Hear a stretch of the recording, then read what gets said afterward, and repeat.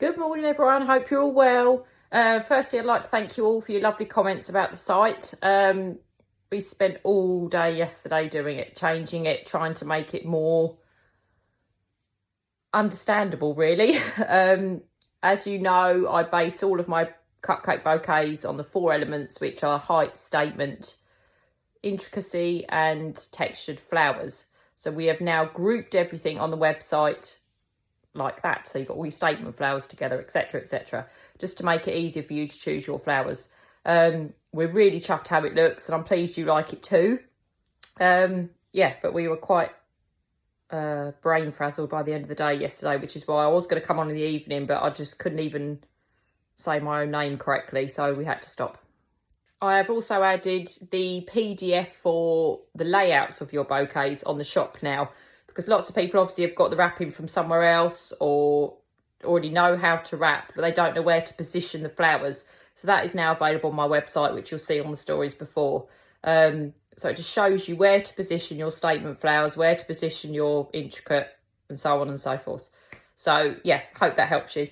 Now, I don't know if you remember on Friday, I asked you all to send me your classic bouquets and whether you classed yourself as a beginner baker, intermediate or advanced. The response was overwhelming, so thank you all for that.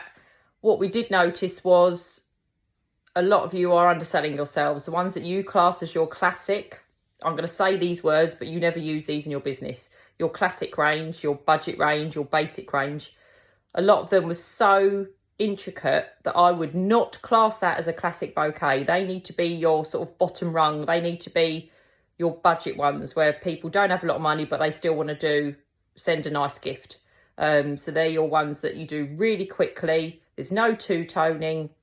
They're one colour, and they're the ones that you can do the quickest and turn around the quickest time. Obviously, this is your business and you run it how you want to. But charging the same price for a classic as you would a detailed one does not make business sense.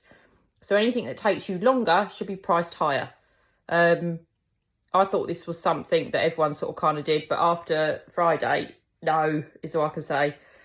And also the people that were saying they still class themselves as beginners, when they've been established for like 3 or 4 years, you are wrong. The stuff you do is way advanced, but even categorising yourself is not great really, because people don't want to say, well, I think I'm an advanced baker, you know, or piper, should I say. But you all are. You all are. Everything that you sent me, you are not a beginner. You're not just starting out. You've been going for years. So have a bit more faith in yourself and your business and say that you are experienced. Now, getting back to the pricing tiers, this is essential in your business to have pricing tiers. It is no different than if you go, say, to a supermarket like Tesco's. They have their, well, we call it blue line. It's not blue line anymore. I can't remember what they call it. I think it's everyday, isn't it, or something? I can't remember what it's called.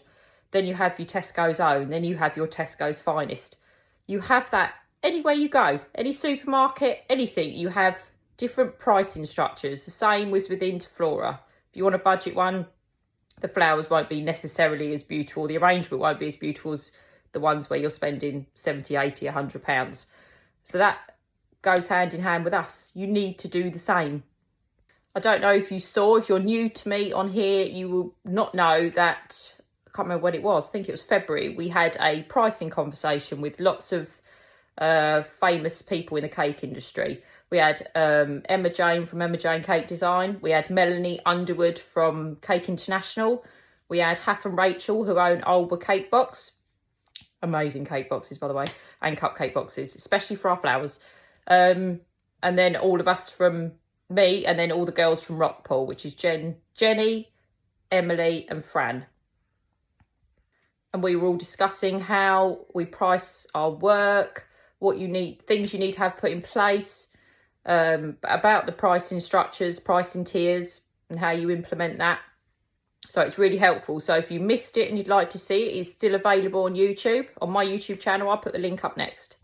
Now, if you've just started doing buttercream flowers, obviously it'll be quite hard to have your pricing tiers straight away, your categories, because you're only just learning.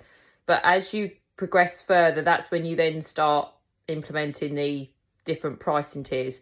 So to begin with, have whatever price you've chosen to use. Please do your research. Have a look around you, what bakers are charging, but please remember, we are not appealing to the cake market. You're appealing to the gift market. No one buys these just because they fancy a cupcake. You know, they're for a birthday, a wedding, an anniversary, whatever. So you need to be looking at sort of the gift market prices, really, not the cake market. And always make sure that when you're first starting out that you write introductory prices. So that way you've got room to manoeuvre. The better you get and the more detailed flowers that you do, you can then add your next pricing tier, structure, whatever you want to call it. And you work your way up like that. Obviously, because at the beginning I only had one range because that's how you start. And then as you get more experienced and you're producing like two-tone flowers and flowers that are much more intricate, you then step them up to the next level. So you're giving people a choice. And what you'll find is the more you do it, people very rarely ask for the classic. They always want the more detailed. Now, it's something interesting that a student said to me on Friday that I feel exactly the same way about, but I'll explain more. One of my students charges the same for whatever she's piping.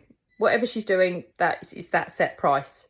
And she said a lot of it is because she doesn't like piping the classic because they don't look as nice. I completely agree. I agree. I prefer doing the more detailed, as you've probably seen with all the ones I do. I prefer the more intricate or the really detailed ones. But the classic ones are your quick turnaround. They're your quick money makers because they don't take you any time to pipe. They're in and out the door. There's no two-toning. I can do a 7, even a 12 sometimes, depending on what I'm piping. I can do that in sort of 15, 20 minutes. That's a quick turnaround. So in my classics would be like hydrangeas, tulips, large petal roses, very basic flowers. Oh, and swirl roses too. So anything that's really quick, easy, they are your classic range. They're also perfect for last minute orders. If someone's come to you in the morning and say, I need it for the afternoon or that evening, you can just offer them the classic. It's really quick. You've already got your cupcakes made if you've done what I've said and prepped for the week. You've already got your buttercream. So just pipe a classic. One of my other students, Kim, she literally in her classic range is hydrangeas and tulips, I believe. It's either hydrangeas and tulips or hydrangeas and swirl roses. That's it. They're both the same nozzle. Perfect. You don't even need to change piping bags. So use your brains and please look into doing the pricing tiers. It is a game changer. You need to be paid for what you're doing. By giving people the same price for whatever you're doing, you're completely underselling yourselves and you're not making enough money. You've got to allow for the ingredients and everything else, the time it's taken you to learn as well. That all comes into play when you're pricing your work. So I hope this has helped. Like I said, please do look at the pricing conversation. It was brilliant. We loved it. We could have spoken for hours. We had to cut it off. I think it's an hour and a half, I think. I could talk about it for hours because I assumed it was one of those things that people just know, but they don't. So, which is why I talk about it all the time, because let's face it, unless you're a hobby baker, you are in this to make money. So you need to use your business brains and maybe have a look at your work, which is what a lot of the students said on Friday. It's made them stop and go and reassess how they're pricing their work. And so it should be making everyone go, oh, am I not charging enough for that? Chances are you're not. Going by what you all sent me on Friday, you are completely underselling yourselves. So please look at your bouquets and decide which category they should be in. That video just came up on my feed. It's not mine. It's not my work, by the way. That bouquet, if that was mine. See, I look at people's work now. I think that'd be a luxury. That one I've just put up there is one of my students. And that is a luxury bouquet. That's your all singing, all dancing, highest price bouquet. If it's not, then you're underselling yourself. I'd imagine it is because she's got an amazing business brain. But that is what I class as luxury. Loads of detail, beautiful. Clearly a lot of time has gone into it. That should be your highest price bracket, that one.